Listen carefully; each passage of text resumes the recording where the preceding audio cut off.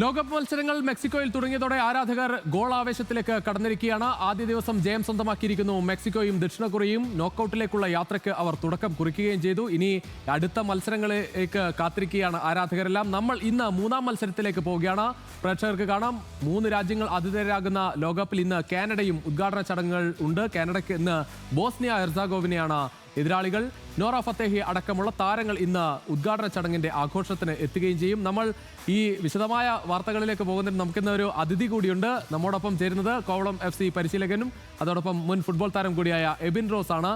എബിൻ റോസിലേക്ക്. എബിൻ, എന്തായാലും ലോകകപ്പ് വലിയ ആവേശത്തോടെ തുടങ്ങി, മത്സരങ്ങളിലേക്ക് കടന്നു. ആദ്യ 2 മത്സരങ്ങൾ കഴിഞ്ഞു, ഇന്ന് മൂന്നാം മത്സരത്തിലേക്ക് പോവുകയാണ്. നമ്മൾ ഈ ആരാധകർ കാത്തിരിക്കുന്നത് വലിയ സൂപ്പർ ടീമുകളുടെ മത്സരങ്ങളിലേക്കാണ്. ഇനിയിപ്പോൾ അത് 14-ാം തീയതി പുലർച്ചെ ബ്രസീലിന്റെ വരവോടെയാണ് സത്യത്തിൽ ആ വമ്പൻ ടീമുകളുടെ മത്സരത്തിലേക്ക് പോവുക. ഇത്തവണത്തെ ലോകകപ്പിന്റെ പ്രതീക്ഷ എങ്ങനെയാണ്? തീർച്ചയായിട്ടും വളരെ വ്യത്യസ്തമായ ഒരു വേൾഡ് കപ്പ് ആയിരിക്കണം ഇത്തവണത്തേത്. നമുക്കറിയാമല്ലോ, ടെക്നോളജി ഏറ്റവും അധികം യൂസ് ചെയ്യുന്ന. നമുക്ക് റഫറീസിൽ നിന്ന് തന്നെ തുടങ്ങാം. കാരണം ഓരോ കളിക്കാരെ 48 രാജ്യത്തിൻ്റെ കളിക്കാരെ സ്കാൻ ചെയ്ത് അവരുടെ ഡാറ്റ കളക്ട് ചെയ്ത് ആ ഇൻഫർമേഷൻസ് ഒക്കെ ഉൾപ്പെടെ റഫറിമാർക്ക് പ്രൊവൈഡ് ചെയ്തത് ഓരോ മത്സരത്തിനും നമുക്കറിയാം. ഡിസിഷൻ എടുക്കാൻ വരുന്ന ബുദ്ധിമുട്ടുകൾ, ഓഫ് സൈഡ് ആയിരുന്നാലും ഫൗളായിരുന്നാലും ഒരു കൺഫ്യൂഷൻ ഇനി ഉണ്ടാവില്ല. മാച്ച് വളരെ ഫാസ്റ്റായിട്ടായിരിക്കും നടക്കുക. ആ ഫാസ്റ്റായിട്ടുള്ള മാച്ചസിനിടയ്ക്ക് തന്നെ ഒരു ഇൻറ്ററപ്റ്റ് ചെയ്യാതെ കൃത്യമായിട്ട് ഡിസിഷൻ എടുക്കാൻ റഫറി സഹായിക്കാൻ തരത്തിലുള്ള ടെക്നോളജി എന്തായാലും ഇത്തവണത്തെ വേൾഡ് കപ്പിനെ വളരെ ഫാസ്റ്റാക്കും എന്നുള്ളതിൽ ഏതൊരു സംശയമില്ല. അതിനോടൊപ്പം തന്നെ 48 രാജ്യങ്ങൾ, വ്യത്യസ്തമായ സംസ്കാരങ്ങൾ, വ്യത്യസ്തമായ ശൈലിയിൽ കളിക്കുന്ന യൂറോപ്പിലെയും ആഫ്രിക്കയിലെയും ലാറ്റിൻ അമേരിക്കയിലും എന്തിന് ഇത്തവണ ഏഷ്യ പോലും വളരെയധികം സാന്നിധ്യം അറിയിക്കുന്ന ഒരു വേൾഡ് കപ്പായിരിക്കും. വളരെ പ്രതീക്ഷയോടാണ് ഞാൻ ഈ വേൾഡ് കപ്പിനെ കാണുന്നത്. അതോടൊപ്പം തന്നെ ഇവൻ ഇപ്പോൾ പരിശീലകൻ എന്ന അർത്ഥത്തിൽ നമ്മൾ കുട്ടികളായ ആളുകളുടെ ആവേശം തൊട്ട് അത് ഒപ്പം കളിപ്പിക്കുന്ന ആളുകളെയൊക്കെ കാണുന്നതാണ്. ഒരുപാട് കുട്ടികൾ ഇത് പതിവില്ലാത്ത വിധം നമ്മൾ മുൻപ് തലമുറകളിൽ നിന്ന് കാണുന്നതിൽ കൂടുതൽ ആളുകൾ കൂടുതലായി ഫുട്ബോൾ കാണുന്നതായി തോന്നുന്നുണ്ടോ? തീർച്ചയായിട്ടും. കാര്യം 48 രാജ്യമാണ്. നമ്മൾ നേരത്തെ എത്ര രാജ്യങ്ങൾ പങ്കെടുക്കുന്നത് നമുക്കറിയാമല്ലോ. അതിൽ നിന്ന് ഇത്രയും അധികം രാജ്യങ്ങൾ വരുമ്പോഴത്തേക്കും കൂടുതൽ വ്യത്യസ്തമായ ശൈലിയിൽ കളിക്കുന്നത് നമുക്കറിയാം. ചെറിയ രാജ്യങ്ങൾ പോലും ക്വാളിഫൈ ചെയ്യുന്ന ഒരു വേൾഡ് കപ്പ് നമുക്ക് ഇന്ത്യക്ക് സാധിക്കാത്തത് എങ്ങനെ ആ രാജ്യങ്ങൾക്ക് സാധിച്ചു എന്ന് അറിയുന്നതിനോടൊപ്പം അവരിൽ നിന്ന് എന്തെങ്കിലുമൊക്കെ പഠിക്കാൻ നമുക്ക് സാധിക്കുകയാണെങ്കിൽ അതും പഠിക്കുക എന്ന വ്യക്തമായ ഉദ്ദേശത്തോടു കൂടി തന്നെയാണ് ഇത്തവണത്തെ വേൾഡ് കപ്പ് കാണുന്നത്. കാരണം ISL ഒക്കെ വന്നതിന് ശേഷം ഇന്ത്യൻ ഫുട്ബോളിന് ഒരു ഉണർവ്, അതുമാത്രമല്ല കേരള സൂപ്പർ ലീഗ് കേരള വന്നതിന് ശേഷം കൂടുതൽ കളിക്കാർക്ക്, നമ്മുടെ കേരളത്തിലെ കളിക്കാർക്ക് ഓപ്പർച്യൂണിറ്റി കിട്ടുന്നുണ്ട്. അതുകൊണ്ട് തന്നെ ഈ കളികളൊക്കെ ഒരു വേൾഡ് കപ്പിലേക്ക് ഇന്ത്യക്ക് യോഗ്യത നേടിക്കൊടുക്കുന്ന തരത്തിലേക്ക് മുന്നോട്ട് പോകും എന്ന ആകാംക്ഷയോടെ കാത്തിരിക്കുന്ന കളിക്കാരും പരിശീലകരും എല്ലാം വളരെ വ്യത്യസ്തമായ ഒരു വേൾഡ് കപ്പിനെ ആ രീതിയിൽ തന്നെയാണ് സമീപിക്കുന്നത്. അതോടൊപ്പം നമ്മൾ ഇപ്പോൾ ഈ നാട്ടിൽ കാണുന്ന ഈ ആവേശമുണ്ടല്ലോ, നമ്മൾ കേരളത്തിൽ എല്ലാ കാലത്തും ഈ ഫുട്ബോൾ ആവേശമുണ്ട്. എന്നോ തുടങ്ങിയ സ്നേഹമാണ് ഈ ഫുട്ബോളിനോട് മലയാളികൾക്ക് എന്ന് പറയാം. ഈ ആവേശം സത്യത്തിൽ നമ്മുടെ ഭരണാധികാരികൾ കൂടി കാണണം. കാരണം ഇതിനെ ഏത് തരത്തിൽ നമുക്ക് ഗുണമായി മാറ്റാൻ തക്ക തരത്തിലുള്ള കാര്യങ്ങളിലേക്ക് കൂടി പോകേണ്ടതുണ്ട്. കാരണം ഇന്ത്യ ലോകകപ്പ് കളിക്കാൻ ഏറ്റവും നല്ല ഒരു സാഹചര്യം ഒരുപക്ഷെ ഇത്തവണത്തെ ലോകകപ്പായിരുന്നു. ഈ 48 എന്ന തരത്തിലേക്ക് അത് ഉയർന്നത് വലിയൊരു സാഹചര്യമായിരുന്നു. പക്ഷെ അതൊന്നും ഉപയോഗിക്കാൻ നമ്മുടെ രാജ്യത്തെ ഭരണാധികാരികൾക്ക് കഴിഞ്ഞില്ല. ആ രീതിയിൽ ഫുട്ബോളിനെ ഒരു ആ അർത്ഥത്തിൽ ഒന്ന് കണ്ടറിഞ്ഞ് തുടക്കത്തിൽ തന്നെ അതിലൊരു ഗ്രാസ് റൂട്ട് ഡെവലപ്മെന്റ് ഒന്നും ഉണ്ടാക്കാൻ പോലും പറ്റിയില്ല. സാർ, എനിക്ക് വ്യത്യസ്തമായ അഭിപ്രായമാണുള്ളത്. കാരണം എന്ന് പറഞ്ഞാൽ നമ്മുടെ എഡ്യൂക്കേഷൻ സിസ്റ്റമാണ് നമ്മുടെ ഒരു ഡെവലപ്മെൻറ്റ് തരം. നമ്മുടെ ഒളിമ്പിക്സിനായിരുന്നാലും ലോകകപ്പിനായിരുന്നാലും പങ്കെടുക്കുക എന്നതിനപ്പുറം ട്രോഫി നേടുക, അല്ലെങ്കിൽ അതിൽ നമ്മൾ യോഗ്യത നേടുക, പോഡിയത്തിൽ നിൽക്കുക, മെഡലുകൾ വാങ്ങിക്കുക എന്നതിനപ്പുറം വെറുതെ ഒരു ഫോർമാലിറ്റിക്ക് ആണ് ഗെയിമുകളെ നമ്മൾ സമീപിക്കുന്നത്. നമുക്കറിയാം, ലോകകപ്പ് ആയിരുന്നാലും ഫുട്ബോൾ ആയിരുന്നാലും ഒളിമ്പിക്സ് ആയിരുന്നാലും നമുക്ക് എവിടെയാണ് അതിൻ്റെ സ്ഥാനമെന്ന് നമുക്ക് മനസ്സിലാക്കിയറിയാം.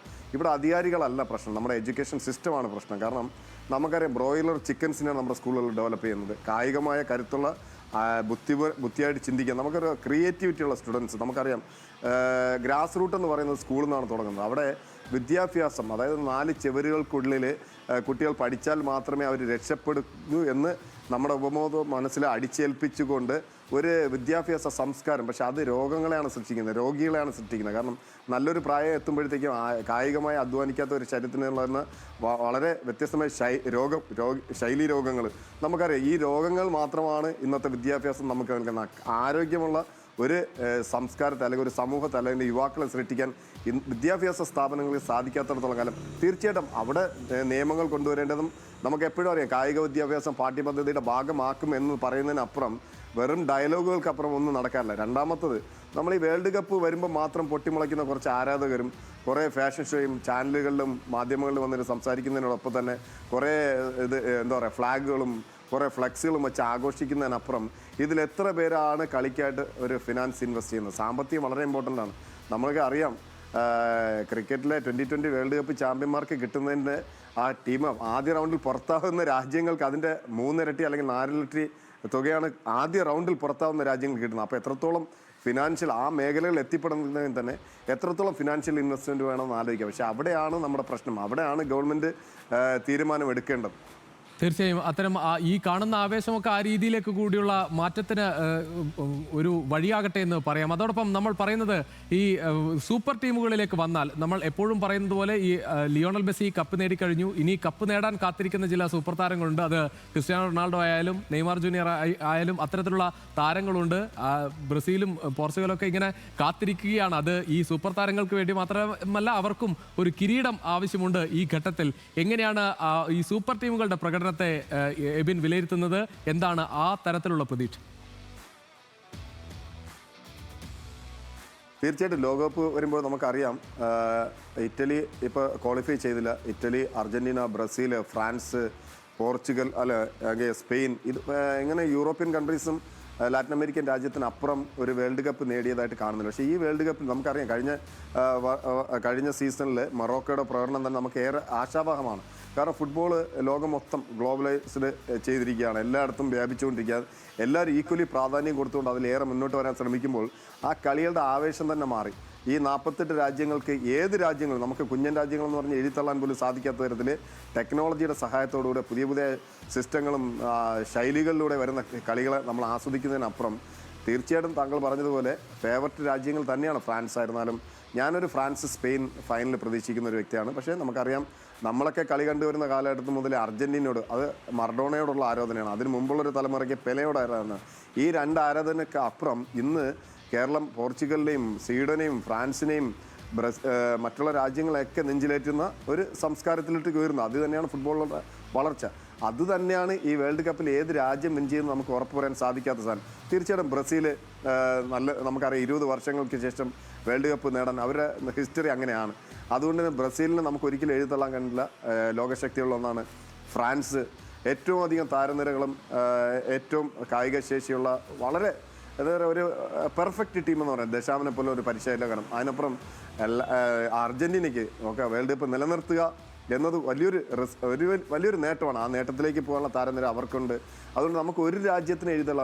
നമ്മൾ സെൻറ്റിമെൻറ്റ്സിനാണെങ്കിലും പറയും, കഴിഞ്ഞ തവണ മെസ്സിക്ക് ഒരു കപ്പാണെങ്കിൽ ഇത്തവണ റൊണാൾഡോയ്ക്ക് ഒരു കപ്പ് കിട്ടട്ടെ എന്ന് പറയുമ്പോഴും ഇംഗ്ലണ്ടിൻ്റെ ഹാരി കെയ്നും അതുപോലെ അർഹതയുള്ള ഒരു കളിക്കാരനാണ്. പക്ഷേ നമുക്ക് എപ്പോഴും അറിയാം, ലോക ഫുട്ബോളിൽ ജർമ്മൻ്റെ ശക്തി. ജർമ്മനിയെ ഒരിക്കലും നമ്മൾ എഴുതല്ല.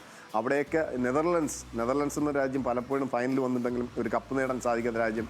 അതുകൊണ്ട് നെതർലൻഡ്സിനെയും പോർച്ചുഗലിനെയും പോലുള്ള രാജ്യങ്ങൾ കപ്പ് നേടിയാൽ പോലും അത്ഭുതപ്പെടാനില്ല. ഫ്രാൻസ്, സ്പെയിൻ ഇതാണ് ഞാൻ എക്സ്പെക്റ്റ് ചെയ്യുന്നെങ്കിലും ഇംഗ്ലണ്ടിനെയും അർജന്റീനയും ജർമ്മനിയെയും ഒക്കെ നമുക്കൊരിക്കലും എഴുതള്ളാൻ കഴിയില്ല. തീർച്ചയായും അതാണ് ഈ ഗ്രൂപ്പ് ഘട്ടമൊക്കെ കടന്ന് അതൊരു നോക്കൗട്ടിലേക്ക് എത്തുമ്പോൾ അവസാനത്തെ ആ നോക്കൗട്ടിലെത്തുന്ന 32 ടീമാകുമ്പോൾ വലിയ ആവേശത്തിലേക്ക് ഈ കാര്യങ്ങൾ പോവുകയും ചെയ്യും. വളരെയധികം നന്ദി ശ്രീ എബിൻ റോസ് നമ്മോടൊപ്പം ചേർന്നതിന്. എബിൻ റോസ് ഇപ്പോൾ പറഞ്ഞതുപോലെ തന്നെ ഓരോ ടീമിനെയും ആരെയും എഴുതിത്തള്ളാൻ പറ്റാത്ത തരത്തിലുള്ള ആവേശമാണ് ഈ ലോകകപ്പിൻ്റെ പ്രത്യേകത. നമുക്കറിയാം, ഈ ലോകകപ്പിൽ ഏറ്റവും ശ്രദ്ധേയമാകുന്ന കാര്യം ഈ പുറത്താകുന്ന ടീമുകൾ വെറും 16 ടീമുകൾ മാത്രമാണ് ലോകകപ്പിൻ്റെ ഗ്രൂപ്പ് ഘട്ടത്തിൽ പുറത്താവുക. ബാക്കി 32 ടീമുകൾക്കും നോക്കൗട്ടിൽ അവസരമുണ്ട്. അതുകൊണ്ട് തന്നെ പുറത്താവുക എന്ന് പറയുന്നതാണ് ഏറ്റവും വലിയ വെല്ലുവിളിയായി ടീമുകൾ കാണുക. കാരണം പുറത്താകാതെ ആ നോക്കൗട്ടിലേക്ക് കടക്കുക എന്നതാണ് ആദ്യ കടമ്പ. എന്തായാലും ആദ്യ 2 മത്സരങ്ങൾ കഴിഞ്ഞപ്പോൾ തന്നെ ആ മത്സരത്തിന്റെ ഇനി ഗോളാവേശത്തിലേക്ക് കാര്യങ്ങൾ പോവുകയാണ്. ഇനി ഏറ്റവും പ്രധാനപ്പെട്ട കാര്യം ഈ സൂപ്പർ ടീമുകളുടെ മത്സരത്തിലേക്ക് തന്നെയാണ് എല്ലാവരും ഉറ്റുനോക്കുന്നത്. നമ്മൾ പതിവ് പോലെ ഈ ആരാധകരുടെ ആവേശത്തിലേക്ക് കൂടി പോയാൽ കേരളത്തിലെ ഓരോ മുക്കിലും മൂലയിലും വലിയ ആവേശം കാണാം. പതിവ് പോലെ പരസ്പരം പോർവിളിയുമായി ഇത്തവണയും ബ്രസീൽ അർജന്റീന ആരാധകരുണ്ട്. മെസ്സിയിലൂടെ ലോകകപ്പ് നിലനിർത്തുമെന്ന് അർജന്റീന ആരാധകർ പറയുമ്പോൾ ഇത്തവണ വിജയം മഞ്ഞപ്പടയ്ക്കൊപ്പമെന്നാണ് ബ്രസീൽ ഫാൻസിന്റെ അവകാശവാദം. തിരുവനന്തപുരം ശിങ്കാരത്തോപ്പിൽ ഇരു ടീമുകളുടെയും ആരാധകർ പരസ്പരം കണ്ടുമുട്ടിയപ്പോഴുള്ള കാഴ്ചകളിലേക്ക്. ഫുട്ബോളിന്റെ ആവേശം കേരളത്തിൽ മലയിടിക്കുകയാണ്. ഞാനിപ്പോൾ നിൽക്കുന്നത് തിരുവനന്തപുരം ശിങ്കാരത്തോപ്പിലാണ്. ഇത്തവണ ബ്രസീലിനൊപ്പം ആയിരിക്കും ഫുട്ബോൾ കപ്പ്. ഇത്തവണ ബ്രസീലെ കപ്പ് അടിക്കും, ഉറപ്പാണ്. പിള്ളേരെല്ലാം ഡബിൾ സ്ട്രോങ് ആണ്. ബ്രസീൽ കപ്പ് അടിക്കും. ആറാമത്തെ കപ്പ് ലോഡിങ്, ബ്രസീലെ കൊണ്ടുപോകണം. എങ്ങനെയാണ് ഇത്തവണത്തെ ഒരു മത്സരം എങ്ങനെയാണ് കാണുന്നത്? ബ്രസീൽ കപ്പടിക്കും. ഒരു കടുത്ത വെല്ലുവിളിയായിട്ട് കാണുന്ന ടീമിനെ ഏതാ? നമുക്കാരും കടുത്ത വെല്ലുവിളിയില്ല, നമ്മൾ തന്നെ ജയിക്കും. ബ്രസീൽ ഫാൻസ് അത്ര ആവേശത്തിലാണ്. അവർ ഇത്തവണ കപ്പ് അടിക്കുമെന്ന് തന്നെയാണ് പറയുന്നത്. പക്ഷേ നമുക്ക് തൊട്ടടുത്ത് തന്നെ ബ്രസീലിലെ ചിരവൈരികളായിട്ടുള്ള അർജന്റീന ഫാൻസും ഉണ്ട്. അവർ നിലവിലെ ചാമ്പ്യന്മാരാണ്. ആ ആവേശം അവർക്ക് ഇപ്പോഴും ഉണ്ട്. ഇത്തവണ കപ്പ് അർജന്റീന കപ്പാണോ? ഇത്തവണ തൂക്കും, ഒരു സംശയമില്ല. കപ്പ് നിലനിർത്തും നമ്മൾ. 2020 ഇത്തവണ കപ്പ് ആവർത്തിക്കും. അർജന്റീന വീണ്ടും ആവർത്തിക്കും. മെസ്സിയുടെ അവസാന ലോകകപ്പ് എന്നാണ് പറയുന്നത്. കപ്പും കൊണ്ടായിരിക്കും അടക്കം. കപ്പ് കൊണ്ടായിരിക്കും നടക്കും. ഇത്തവണ മെസ്സി ബ്രസീലിന് കപ്പ് എന്നിട്ട് തിരിച്ചു പോകാം. ആറാമത്തെ വേൾഡ് കപ്പ് നമ്മൾ തൂക്കിയിരിക്കും. ഈ വർഷം ആറാമത്തെ കപ്പ് നമ്മൾ ഉയർത്തിയിരിക്കും. ഉറപ്പാണ്. വീട്ടിലിരിക്കുള്ളൂ. ഫ്രീ ആയിട്ട് കൊടുത്ത കപ്പാണ് അർജന്റീനക്ക് കഴിഞ്ഞ വർഷം. കപ്പ് നമ്മൾ കൊടുത്താലല്ലേ അവരെടുക്കുള്ളൂ. നമ്മൾ കൊടുക്കണ്ടേ. തീർച്ചയായും അർജന്റീന ഫാൻസ് പറയുന്ന പോലെ തന്നെ അർജന്റീന ഫാൻസ് കൊടുത്താലല്ലേ ബ്രസീൽ കപ്പെടുക്കുമെന്ന് പറയുന്നത്. അത് തന്നെയാണ് ഫുട്ബോളിന്റെ ആവേശം. ഈ പറയുന്നത് പോലെ തന്നെ അതിന്റെ ഉച്ചസ്ഥായിലേക്ക് കടന്നിരിക്കുന്നു. തിരുവനന്തപുരത്തും ആവേശത്തിന് ഒട്ടും കുറവില്ല. അതിൽ പ്രായഭേദമന്യേ കൊച്ചു കുട്ടികൾ മുതൽ ആ പ്രായമുള്ള ആൾക്കാർ വരെ ആ ഫുട്ബോൾ ആവേശത്തിലേക്ക് കടന്നിരിക്കുന്നു. തിരുവനന്തപുരത്ത് നിന്നും അനീഷ് ചെറുവള്ളിക്കൊപ്പം ദേവൻ MP, ന്യൂസ് മലയാളം. ലോകകപ്പ് ആവേശം കൊടുമുടി കയറുമ്പോൾ ഫിഫയുടെ വരെ കയ്യടി നേടിയ കോഴിക്കോട് പുള്ളാവൂരിലെ ഫുട്ബോൾ ആരാധകരുടെ വിശേഷങ്ങളിലേക്ക് പോകാം. കഴിഞ്ഞ ദിവസം ബ്രസീൽ ആരാധകർ നെയ്മറിന്റെ കൂറ്റൻ കട്ടൗട്ട് ഉയർത്തിയതിന് പിന്നാലെ അർജന്റീന ഫാൻസ് മെസ്സിയും സംഘവും അടങ്ങുന്ന അപൂർവമായൊരു ഫ്ലോട്ടിംഗ് സ്റ്റേഡിയം ഒരുക്കിയിരിക്കുകയാണ്. ഫുട്ബോൾ എന്ന ഒറ്റ വികാരത്തിൽ എല്ലാ ടീമുകളുടെയും ആരാധകർ ഒത്തുകൂടുന്ന പുള്ളാവൂരിലെ ആവേശ കാഴ്ചകൾ കാണാം. പുള്ളാവൂരിൽ നിന്നും മുബാറക് തയ്യാറാക്കിയ റിപ്പോർട്ടിലേക്ക്.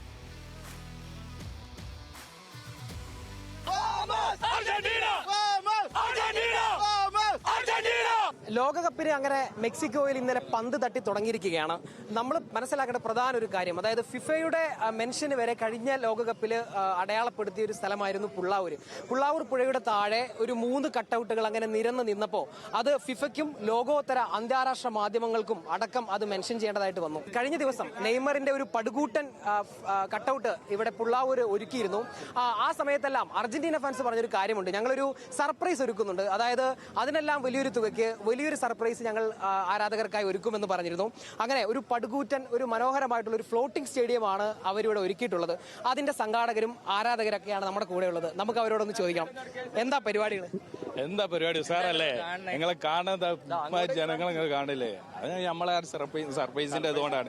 ഇതൊക്കെ കഴിഞ്ഞ ഓളാണ്. കഴിഞ്ഞ സീസണിൽ നമ്മൾ അത്ര പ്രതീക്ഷിച്ചില്ലേനു ഇത്ര വൈറലാവും, ഇത് അത്ര വേൾഡ് അത്ര അറിയപ്പെടും എന്നൊന്നും എന്തായില്ലേ. പക്ഷെ ഇപ്രാവശ്യത്തെ നമ്മൾ ചെയ്യുമ്പോൾ തന്നെ നമുക്ക് അറിയാനും ഇങ്ങനെ ഒരു സംഭവം ഉണ്ടാവുന്നുള്ളത് ആ ഒരു ഓളം ഇവിടെ കാണാൻ തന്നെ ഉണ്ട്. ഈ ബ്രസീൽ ഫാൻസ് കട്ടൗട്ട് വെച്ചപ്പോ നിങ്ങളോട് ചോദ്യം വന്നിട്ടുണ്ടാവുമല്ലോ, എന്താ നിങ്ങൾ വെക്കാത്ത?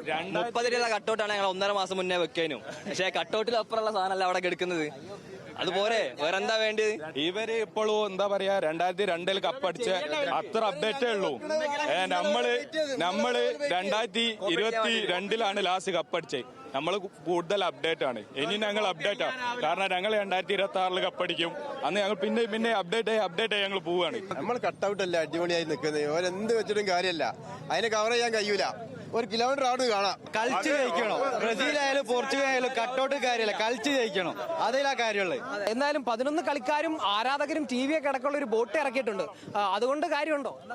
അതുകൊണ്ട് കളിയിൽ കാര്യമൊന്നുമില്ല. പക്ഷെ ഞങ്ങളുടെ നാട് എന്നുള്ള നിലക്ക് ഞങ്ങളതിൽ ഭയങ്കര അഭിമാനമുണ്ട്. സസ്പെൻസ് ആയിട്ട് അർജന്റീന ആരാധകർ ആരാധകരോട് നമ്മളോട് പ്രൈവറ്റ് ആയിട്ട് പറയുകയും അത് പുറത്ത് വിടരുത് എന്നുള്ളത് പറയുകയും ആ ഒരു സീക്രസി നമ്മൾ പുറത്ത് പറയാതെ തന്നെയാണ് നമ്മൾ ഡിസൈനർമാരോട് പോലും പുള്ളി വർക്ക് ഒരാൾക്ക് കൊണ്ട് ചെയ്യിപ്പിക്കാണ്ട് ആ സസ്പെൻസ് ആർക്കും അറിയരുത് എന്ന രൂപത്തിൽ നമ്മളത് കൈകാര്യം ചെയ്ത് ഞങ്ങളെ സ്ഥാപനത്തിന്റെ പേര് ഇൻസൈൻ ആർട്സ് ആണ്, കെട്ടാങ്കലാണ്. അപ്പൊ ഈ ആബിദ് അലി എന്ന് പറയുന്ന ഈ സഹോദരനാണ് അതായത് ഈ ഫ്ലോട്ടിംഗ് സ്റ്റേഡിയം നിർമ്മിച്ചിട്ടുള്ളത്. അതൊരു മനോഹരമായിട്ടുള്ള ഒരു സ്റ്റേഡിയമാണ്. അതുകൂടാതെ ഈ പ്രദേശത്ത് ഉയർത്തുന്ന നെയ്മറിന്റെയും അതുപോലെ ഈ സ്റ്റേഡിയം ഞായറാഴ്ചക്കുള്ളിൽ നമ്മൾ CR7 കട്ടൗട്ട് ഇവിടെ ഉയർത്താൻ പോവുകയാണ്. അവർ ഓൾറെഡി കോൺട്രാക്ട് സൈൻ ചെയ്തിട്ടുണ്ട്. ഞായറാഴ്ചക്കുള്ളിൽ എന്തായിട്ട് നമ്മളത് കയറ്റിയിരിക്കും. അപ്പൊ 3 വമ്പൻ താരങ്ങളുടെയും കട്ടൗട്ടുകൾ ഇവിടെ ആബിദ് അലിയുടെ നേതൃത്വത്തിൽ പണിയും ഇവിടെ ആരാധകരും ഉയർത്തുകയും ചെയ്യും. എന്റെ കൂടെ ഉള്ളത് പോർച്ചുഗൽ ആരാധകരാണ്. അവർക്കിപ്പോ ജേഴ്സി ഒന്നുമില്ല, പക്ഷേ അവർ വരുന്ന ഞായറാഴ്ച ഒരു കട്ടൗട്ട് ഇവിടെ ഉയർത്തുമെന്നൊക്കെയാണ് കുട്ടികളും പറയുന്നത്. നമുക്കൊന്ന് ചോദിച്ചു നോക്കാം. എന്താ റൊണാൾഡോക്ക് കട്ടൗട്ട് ഉയർത്തുന്നില്ലേ? വെക്കുന്നുണ്ട്. ഞായറാഴ്ച അതിന്റെ പണിപ്പുരയിലാണ്. അപ്പം ഞായറാഴ്ച ആകുമ്പോൾ വെക്കുന്നതാണ് ഞങ്ങൾ പ്രതീക്ഷിക്കുന്നത്. എങ്ങനെയാ പ്രതീക്ഷിക്കുന്നത്? ഇപ്പൊ നെയ്മറിന്റെ ഒരു 60 അടി കട്ടൗട്ട് എന്നാണ് ഹൈറ്റ് വെച്ച് അവർ പറയുന്നത്. അതിനെയൊക്കെ വെല്ലാൻ കഴിയുന്ന ഒരു തരത്തിലാണോ? അതിനെ വെല്ലാൻ പറ്റുമെന്ന് അറിയില്ല, എന്നാലും നമ്മൾ ശ്രമിക്കും. നമ്മളെ കൊണ്ട് പറ്റുന്ന പോലെ. ഇവിടെ സ്ട്രെങ്ത് കുറവാണ്, പക്ഷെ ഞങ്ങളെ കൊണ്ട് പറ്റുന്ന പോലെ ഞങ്ങൾ ചെയ്യും. പുല്ലാവൂർ പുഴയുടെ ഈ തീരങ്ങളിലാകെ മെസ്സിയും നെയ്മറും അതുപോലെ റൊണാൾഡോയും എല്ലാം ഇങ്ങനെ പാറിപ്പറക്കട്ടെ. കോഴിക്കോട് നിന്നും ക്യാമറ പേഴ്സൺ അരുൺ പുതുപ്പാടിക്കൊപ്പം എം മുബാറക്, ന്യൂസ് മലയാളം. ലോകകപ്പിലെ മത്സരത്തിന്റെ ചില വിശേഷങ്ങൾ കൂടി നോക്കിയാൽ, ലോകകപ്പിലെ ആദ്യ മത്സരത്തിൽ ഗോൾ നേടിയ ശേഷം മെക്സിക്കോ മുന്നേറ്റ താരം റൗൾ ഹിമനസ് കണ്ണീരോടെയാണ് കളം വിട്ടത്. ലോകകപ്പിൽ രാജ്യത്തിനായി ഗോൾ നേടുന്നില്ലെന്ന വിമർശകർക്ക് മറുപടിയായിരുന്നു റൗൾ ഹിമനസിന്റെ ആ സന്തോഷക്കണ്ണീർ.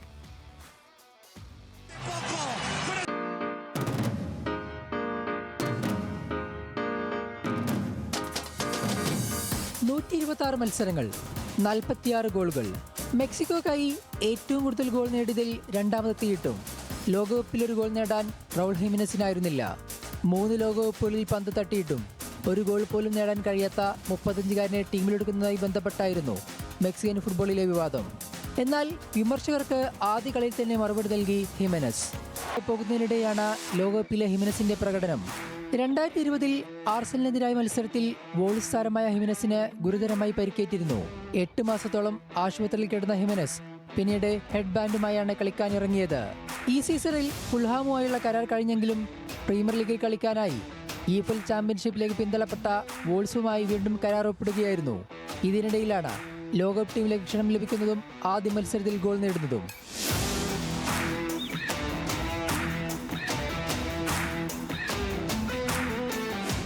World cup desk, news Malayalam.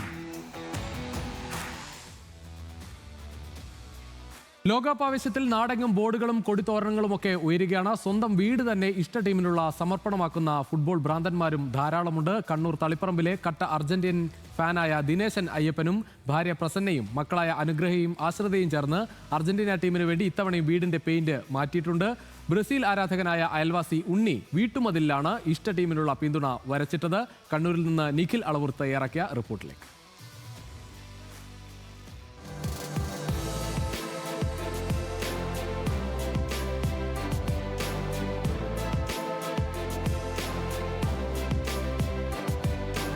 സാധാരണയായി എന്തെങ്കിലും വിശേഷ അവസരങ്ങളൊക്കെ വരുമ്പോഴാണ് നമ്മൾ വീടൊക്കെ പെയിന്റ് അടിച്ച് നല്ല കുട്ടപ്പനാക്കി വെക്കുക എന്ന് പൊതുവെ അങ്ങനെയൊക്കെയാണല്ലോ പറയാറ്. എന്നാൽ വലിയ വിശേഷമാണ് ഈ ലോകകപ്പ് കാലവും എന്ന് കണ്ട് സ്വന്തം വീട് പെയിന്റ് അടിച്ച് നല്ല വൃത്തിയാക്കി വെച്ച ഒരു കുടുംബത്തെയാണ് നമ്മൾ പരിചയപ്പെടുന്നത്. ഇഷ്ട ടീമായ അർജന്റീനയുടെ ആ നീലയും വെള്ളയുമുള്ള നിറത്തിലാണ് വീട് പെയിന്റ് അടിച്ച് ഈ കണ്ണൂർ തളിപ്പറമ്പ് സ്വദേശി മാറ്റിയിരിക്കുന്നത്. ദിനേശൻ എന്നാണ് അദ്ദേഹത്തിൻ്റെ പേര്. അദ്ദേഹത്തിൻ്റെ വിശേഷങ്ങളിലേക്കാണ് നമ്മൾ പോകുന്നത്. എന്തുകൊണ്ടാണ് ഇങ്ങനൊരു ചിന്ത വന്നത്? അത്രയ്ക്കും വലിയൊരു ആരാധകനാണോ?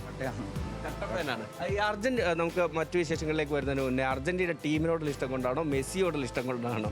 മെസ്സി നല്ലൊരു പ്ലെയർ അല്ലേ. നമ്മൾ ചെറുപ്പത്തിലെ അന്ന് മെസ്സിനോടാണ്. ഇവിടെ ഒരു ഗ്രൗണ്ട് ഉണ്ട് കൊട്ടാരത്തിൻ്റെ. ആ ഗ്രൗണ്ടിൽ നിന്നാണ് കളിക്കൽ. സ്കൂൾ പഠിക്കുമ്പോഴേ കളിക്കൽ. ഇഷ്ടംപോലെ കുട്ടികൾ കളിക്കുന്നു. ഇപ്പം കളിക്കുന്നതാണ്. എല്ലാവരും ഭയങ്കര കട്ട ചെയ്താലാണ്. പ്രാവശ്യം യുദ്ധത്തിൻ്റെ ഇതില്ലതുകൊണ്ട് ഒരു ആവേശം കുറച്ച് ഉണ്ട്, ഭയങ്കരമായിട്ടുണ്ട്. ഏതായാലും കാത്ത് കഴിഞ്ഞ തവണ കപ്പെടുത്തതൊക്കെ ഓർമ്മയിലുണ്ട്. ഭയങ്കര സംഭവമാണ് അത്. ഫസ്റ്റ് തന്നെ നമ്മൾ അർജന്റീന ഫസ്റ്റ് തോറ്റിനല്ല. ആ തോറ്റരമ്മ വിരലിടുന്ന് വന്നിട്ട് പയ്യ പൂക്കലും പുളിയെല്ലാം ആക്കി ഭയങ്കര ഇതായിരുന്നു. അത് ഭയങ്കര വിഷമമായിന്.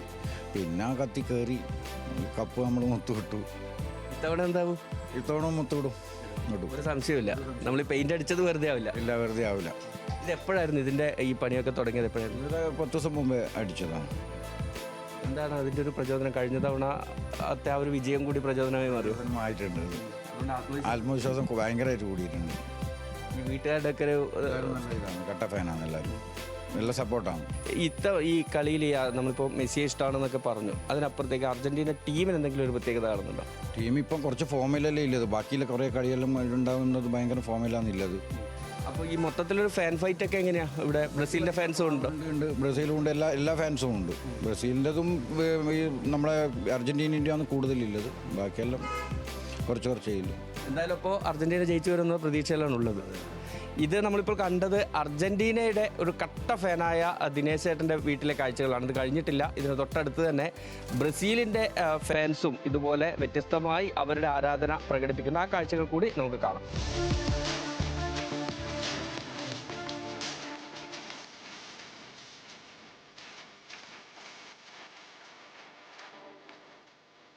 വീടിനും വീട്ടുമതിലിനും അർജന്റീനയുടെ പതാക അത് പെയിന്റ് അടിച്ച് വെച്ച ദിനേശന്റെ വീട്ടിലെ വിശേഷങ്ങളാണ് കണ്ടതെങ്കിൽ തൊട്ടടുത്ത് വരുമ്പോൾ അവിടെ ഈ വീടിന്റെ മതിലിന് ബ്രസീലിന്റെ പതാകയാണ്. ആ ബ്രസീലിന്റെ കട്ട ഫാനാണ് ഈ വീട്ടിലുള്ള ഉണ്ണി എന്ന് പറയുന്ന ചേട്ടൻ. അദ്ദേഹം ഇങ്ങനെയാണ് അദ്ദേഹത്തിന്റെ ആരാധന പ്രകടിപ്പിക്കുന്നത്. ഇത് മാത്രമല്ല, ഈ പരിസരത്ത് പലയിടത്തും നോക്കിയാൽ പോർച്ചുഗൽ ഫാൻസ് അവരുടേതായ രീതിയിൽ വലിയ ഫ്ലക്സ് ബോർഡുകൾ സ്ഥാപിച്ചിട്ടുണ്ട്. വിവിധ ടീമുകളുടെ ഇഷ്ട ടീമുകളുടെ പതാകകളുണ്ട്. അങ്ങനെ പല വിധത്തിൽ പലരും അവരുടെ ഇഷ്ട ടീമുകളോടുള്ള ഇഷ്ടവും ആരാധനയും പ്രോത്സാഹനവും എല്ലാം അറിയിക്കുന്ന കാഴ്ചകളാണ് എങ്ങും കാണാൻ കഴിയുന്നത്. മോനിഷ് മോഹനോടൊപ്പം നിഖിൽ അളവു, ന്യൂസ് മലയാളം, കണ്ണൂർ. കണ്ണൂരിലെ ആവേശമാണ് ആരാധകർ കണ്ടത്. ഇനി നമുക്ക് മലപ്പുറത്തേക്ക് കൂടി പോകാം. കാൽപന്തിന്റെ ഹൃദയതുല്യം കാണുന്നവരാണ് പ്രായഭേദമന്യേ മലപ്പുറംകാർ. ലോകകപ്പ് ആരവം തുടങ്ങും മുൻപ് തന്നെ മലപ്പുറത്തെ ആവേശം 10 മടങ്ങായിരുന്നു. 5 നില കെട്ടിടത്തിന്റെ ഉയരത്തിൽ മെസ്സിയുടെ കട്ടൗട്ട് വെച്ച് വെല്ലുവിളിയുമായി ഇക്കുടി മഞ്ചേരി കിഴക്കേത്തലയിലെ അർജന്റീൻ ആരാധകരുടെ വരവാണ്. 200ഓളം അർജന്റീൻ ആരാധകർ ചേർന്നാണ് കൂറ്റൻ കട്ടൗട്ട് ഉയർത്തിയത്. ലോകകപ്പ് ഫുട്ബോൾ മലപ്പുറത്തിന് എന്നും ഒരു ലഹരിയാണ്. അത് നമ്മുടെ ഈ റോഡോരങ്ങളിലെല്ലാം കാണാം. അതെല്ലാം വാശിയേറിയ ഒരു മത്സരമാണ്. ഈ ഫ്ലക്സ് വയ്ക്കുന്നവരും ആരാധകരെ ആരുടെയൊക്കെ ആരാധകരാണെന്ന് കാണിക്കുന്ന എല്ലാം ചെയ്യുന്നത്. ഇപ്പോൾ ഞാനുള്ളത് മഞ്ചേരിയിലാണ്. മഞ്ചേരിയിൽ ഒരു 60 അടി ഉയരത്തിലുള്ള ഒരു ഫ്ലക്സാണ് ഇപ്പോൾ സ്ഥാപിക്കുന്നത്. അതായത് ഒരു 3 നില കെട്ടിടത്തിന് അടുത്താണ് ഇപ്പോൾ ഫ്ലക്സ്. അത് ഏകദേശം ഒരു 5-6 നില കെട്ടിടത്തിൻ്റെ ഉയരമുണ്ട് ആ ഫ്ലക്സിന്. അത്രയും വലിയ ഫ്ലക്സ് വെച്ചിട്ടുണ്ട്. അതൊക്കെ ഇപ്പോൾ വെച്ച് കഴിഞ്ഞിട്ടുള്ള അതിൻ്റെ അർജന്റീന ആരാധകരെല്ലാവരും ഇവിടെ തന്നെയുണ്ട്. എന്താണ് ഈ ഇത്രയും വലിയൊരു ഫ്ലക്സ് ഒക്കെ വെക്കുന്നതിന്റെ കാരണം? ഇതിനിപ്പോൾ കഴിഞ്ഞ പ്രാവശ്യം നമ്മൾ 30 അടി വെച്ചിട്ടുണ്ടായിരുന്നു. ഇപ്രാവശ്യം നിലത്തുകൂടെ അയച്ച് കണ്ട ബ്രസീൽ ഫ്രാൻസുകാർ 40 അടി വെച്ചു നിലത്തുകൂടെ. ഇത് ആകാശത്തേക്കാണ് പൊന്തിക്കണേ. അത് വെക്കാൻ വേണ്ടിയിട്ടുള്ള ബ്രസീലിന്റെ ആൾക്കാരെ വേറെ ഏതെങ്കിലും ഫാൻസാരുണ്ടെങ്കിൽ ഇങ്ങോട്ട് വരാൻ പറയാം. മത്സരം തന്നെയാണ്, മത്സരം തന്നെ തീർച്ചയായിട്ടും. ഇതിൽ കപ്പടിച്ചിട്ട് കഴിഞ്ഞ പ്രാവശ്യം നമ്മൾ കപ്പടിച്ചപ്പോൾ 1.5 കിൻഡൽ ബിരിയാണി വെച്ചിട്ട് ഇവിടെ വെച്ചിട്ടാണ് കൊടുത്തിട്ട് 1.5 കിൻഡൽ ബിരിയാണി, ബീഫ് ബിരിയാണി എല്ലാവർക്കും വെച്ച് കൊടുത്ത്. ബ്രസീലിന് ഇതിനേക്കാൾ ഉയരത്തിൽ വെക്കോ? ചാൻസ് ഇല്ല, വേറെ ബുദ്ധിമുട്ടാണ്. ഇത് വെച്ചതിന്റെ അപ്പുറം ഞങ്ങൾ വെക്കും, തീർച്ചയായിട്ടും വെക്കും. മത്സരിച്ച് ഉറപ്പാണ്. ബ്രസീലുകാർ ഇവിടെ ഇല്ല, അത്രേ ഉള്ളൂ. ഇതിന്റെ മുകൾക്ക് വെക്കാൻ പറ്റിയ ബ്രസീലുകാർ ഇവിടെ ഇല്ല. അത് വെക്കാനുള്ള ആൺകുട്ടികളുണ്ടെങ്കിൽ അവിടെ പൊന്തിക്കാൻ പറയും. ഇവിടെ വർഷങ്ങളായിട്ടുള്ള അർജന്റീന ഫാൻസാണ്. കണ്ടില്ലേ നിങ്ങൾ? ഇത് കേരളത്തിലെ അർജന്റീന ഫാൻസ് കേരളത്തിൽ കേട്ടില്ലേ? അത് കുറെ വർഷങ്ങളായിട്ട് തുടരുന്നത്. വലിയ ചെലവ് വരുന്നില്ലേ? ചെലവ് വരുന്നുണ്ട്. ഇതിന്റെ മെയിൻ ചുക്കാൻ പിടിച്ച ആൾ ഇതിന്റെ ആളെന്നെ അൻസാർ എന്ന് പറയും, ആർട്ട് മീഡിയ. അവൻ്റെ ധൈര്യത്തിലാണ് ഞങ്ങൾ ഇതിന് ഇത്രയും വലിയൊരു ഇതിന് വെക്കാൻ വേണ്ടി. ഇതിന് മുകൾക്കേന് പറഞ്ഞേ. പിന്നെ ഈ കവുങ്ങ് കെട്ടാൻ പറ്റാത്തതുകൊണ്ടാണ് ഇതിന്റെ മുകൾക്കും കെട്ടാൻ. മഞ്ചേരി കിഴക്കേത്തലയിൽ എത്ര ആരാധകരുണ്ട്? 100-200 വലിയ ആരാധകർ ഇഷ്ടം പോലെ ഉണ്ട്. ഞങ്ങളെല്ലാവരും കൂടെ പിരിവിട്ടിട്ടാണ് ഇത് ചെയ്യുന്നത്. മെയിൻ സ്പോൺസർ ഒരാൾ വേറെ ഉണ്ട്, അബ്ബാസ് എന്ന് പറയും. മത്സരം തുടർന്നുകൊണ്ടേ നിൽക്കും, അതിലൊരു അപ്പീലും ഉണ്ടാവില്ല. ഇതിന്റെ മുകൾക്ക് വെക്കാൻ പറ്റിയ ബ്രസീലുകാരും ഇവിടെ ഇല്ല. കളി ഞങ്ങൾ തൂക്കും ചെയ്യും. വേറെ എന്തൊക്കെയാ അർജന്റീന ആരാധകർ കളിക്കാർക്ക് വേണ്ടി ഇവിടെ തയ്യാറാക്കിയിട്ടുണ്ട്? വേറെ ഇവിടെ ഒരു സോക്കർ സിറ്റി എല്ലാവർക്കും കളി കാണാൻ വേണ്ടിയിട്ടുള്ള എല്ലാവർക്കും കാണാൻ പറ്റില്ല ഒരു സോക്കർ സിറ്റി ഇവിടെ തയ്യാറാക്കിയിട്ടുണ്ട്. മെറ്റ് ലൈഫ് സ്റ്റേഡിയം പറഞ്ഞിട്ട് ഒരു സ്ക്രീന് 100-250 പേർക്ക് ഇരിക്കാൻ പറ്റുന്ന രീതിയിൽ ആർക്കും വന്ന് ഫ്രീ ആയിട്ട് കളി കാണാം. 15 അടി വീതിയിൽ 10 അടി ഹൈറ്റിൽ സ്ക്രീനും ഉണ്ട്. ഇവിടെ കേരളത്തിലെ കൂട്ടായ്മ എന്നുള്ള രീതിയിൽ എല്ലാ പ്രാവശ്യവും എല്ലാവർക്കും ചെയ്യണം. എല്ലാ കുട്ടികളും കാര്യങ്ങളും എല്ലാവരും ഉണ്ടാവും. ആർക്കും വന്ന് ഫ്രീ ആയിട്ട് കളി കാണാം. അത് തന്നെയാണ് മഞ്ചേരിയിൽ നമ്മളിപ്പോൾ കാണുന്നത്. വലിയ ഒരു ആരാധക വൃന്ദം തന്നെ അർജന്റീനയ്ക്കുണ്ട്. അത് റോഡോരങ്ങളിൽ കാണുന്നത് പോലെ തന്നെ അവരുടെ ഹൃദയങ്ങളിലും അവയെല്ലാം ഉണ്ട് എന്നുള്ളത് തന്നെയാണ് അവർ ഓരോ പ്രവർത്തനങ്ങൾ നടത്തുമ്പോഴും സൂചിപ്പിക്കുന്നത്. ഓരോരുത്തരും ഒറ്റയ്ക്കൊറ്റയ്ക്ക് മത്സരിച്ചുകൊണ്ട് ഫ്ലക്സും മറ്റു ബോർഡുകളും വയ്ക്കുന്നു. ഒപ്പം തന്നെ എല്ലാവരും കൂടി ചേർന്നുകൊണ്ട് കളിയും കാണുന്നു. അതാണ് മഞ്ചേരിയിലെ ഒരു പ്രത്യേകത. ശാന്തകുമാർ വള്ളാലത്ത്, ന്യൂസ് മലയാളം, മലപ്പുറം.